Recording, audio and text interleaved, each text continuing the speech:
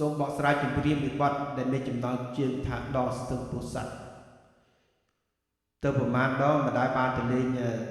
ស្ទឹងពោធិ៍សាត់ចាំលើក្រៅចង់ទៅងូតទឹកលេងម្ដងជាមួយអូន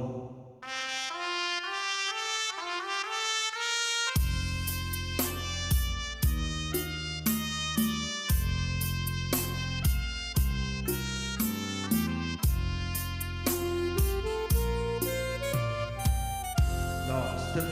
ពោធិ៍សាត់ជីវិតខ្ញុំអើយកំពុងលេងហើយងូតទឹកចិត្តអូនទឹកស្ទឹងងាប់បងរសាត់តាមបូនសន្ដោងសន្ដោងទៅលើស្ពានថ្ម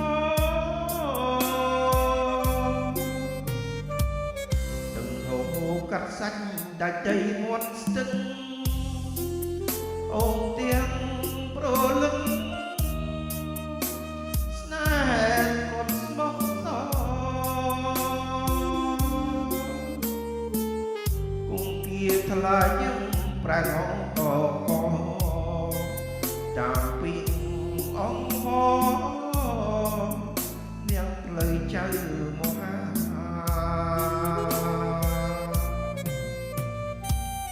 ទឹកស្ទឹងពោធិ៍សាត់កាត់ថ្លៃទឹកភ្នែកសំលើស្ពានដែកចារឿងស្នេហាកន្សែងកម្មករខាងធំការស្លាខាងស្ដាប់មីបាអោយពោអោយជ័យ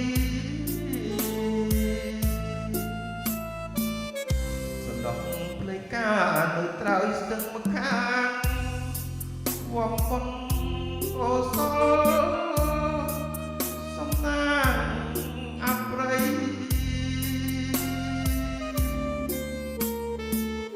រៀងបានសម្រេចទប់ទួនលើភ័យ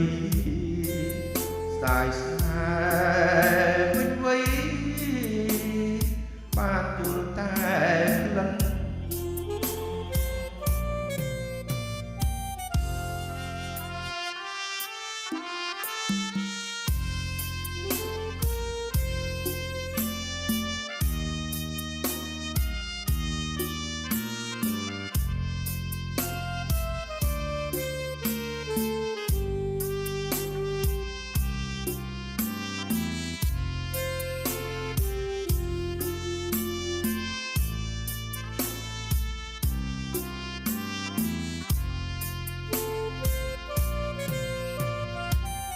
ទឹកស្ទឹងពោធិ៍សាត់កាត់ថ្លៃទឹកភ្នែក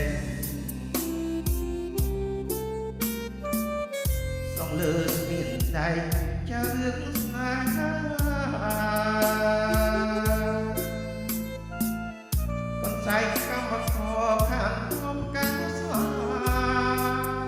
ខាងស្ដាប់មេបាអោយពោអោយជ័យ